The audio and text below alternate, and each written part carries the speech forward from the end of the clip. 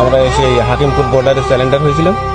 ওখান থেকে আপনার এই বিএসএফ পুলিশের কাছে দিয়েছিল, সে পুলিশের থেকে আমাকে এখানে প্রায় ইন্দ্রা আছে প্রায় 12-13 বছর, আমি 7-8 বছর এরকম হবে আর কি অনুমান। আসলে বাংলাদেশি? হ্যাঁ, আমি বাংলাদেশি। পাসপোর্ট আমার সব, পাসপোর্ট বাদে আমার আইডেন্টি কার্ড, জন্ম নিবন্ধন কার্ড আমার সবই আছে। 6 জন পরিবারের লোক বর্ডার দিয়ে এই জায়গায় ফেলাই দিছে। কে ফেলাই দিছে? বিএসএফরা। না, পাসপোর্ট থাকলে কি আর এখানে এই ভোগ ভোগতাম নাকি? সারা রাত কোথায় ছিল? এই মাঠের মধ্যে। খাওয়া দাওয়া করছেন? খাওয়া দাওয়া রাত্রিবেলা গ্রামবাসীতে খাবার দিয়ে গেছিল, ভাত তাই খাইছিলাম।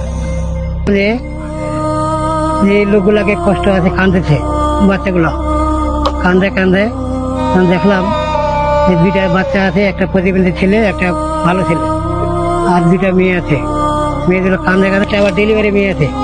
ও ডেলিভারি মেয়েটা ও বাঁচবে না বাঁচবে এবং গেছে। একটা বুড়া আছে, বুড়াটা দেখলাম যে বুড়াটা একেবারে মানে উৎপুষ করতেছে। এত রোদে তাপে এখানে বয়ে থাকে, খুব কষ্ট, ময়া লাগা যায়। আর আমি এখানে দেখতে পাই 11 জন আসছে, কুচবিহারের লোক, বিজিবি সহ আছে। তখন আমাকে মায়া লাগে, রোদরে বৃষ্টির মধ্যে থাকে। তখন আমি পিছনে জিরো লাইনের পিছনে আমি 20 গজ দূরে নিয়ে গেছি এক গাছের তলায়, ছায়ার মধ্যে। এসে আসে প্রায় 5-7 ঘন্টা থাকার পরে আবার আসে, ওদেরকে তাড়া দেয় বাংলাদেশের জিরো লাইনের কাছে। তখন ওখানে থাকতে দিবে না। আর বিজিবি তখন তাদের সাথে হাতাহাতি এবং কথা কাটাকাটি করে, বাংলাদেশের আমাদের বিজিবি। এরপরে এইভাবে জিরো লাইন এখন ওদের মধ্যে দাঁড়ায় আছে, বসে আছে। বিএসএফ জাস্ট রাত 3টা বাজে 349 নম্বর পিলার 7X নাম্বার এই পিলার দিয়ে ওরা পাঠাইছি। বাংলাদেশের বিজেপি সঙ্গে সঙ্গে সেটা পুলিশ করছে, ধরে ভারতের আবার ব্যাক করছে। সীমান্তে, ভারত সীমানায় আছি ওগুলা।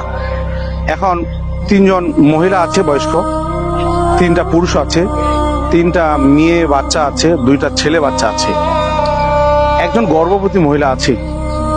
আমি বলতে চাই যে শুভেন্দ্র বাবু যে কথাটা বলেছে যে আমরা মুসলমানদেরকে এই দেশ থেকে তাড়াবো, মুসলমানদেরকে তাড়াতে গিয়ে আপনারা যে জুলুম, যে নির্যাতন করতেছেন মুসলমানদের উপর।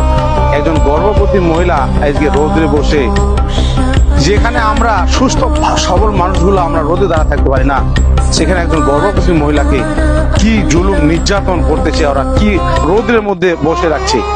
আমাদের বিজেপি তাদেরকে বলছিল যে আপনি গাছের নিচে যান, ছায়ায় যান, ছায়ায় গেছিল, ছায়ায় থাকতে দেয়নি, আবার বিএসএফ আবার রোদে নিয়ে আসে রাখছে।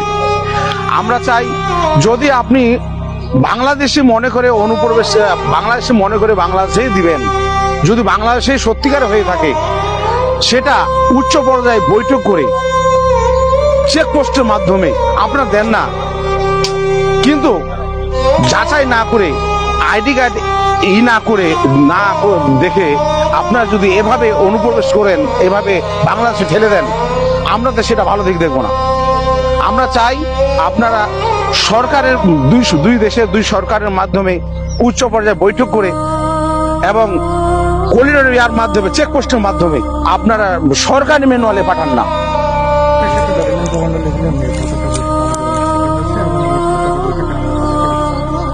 প্রতিবাদ জানাচ্ছি।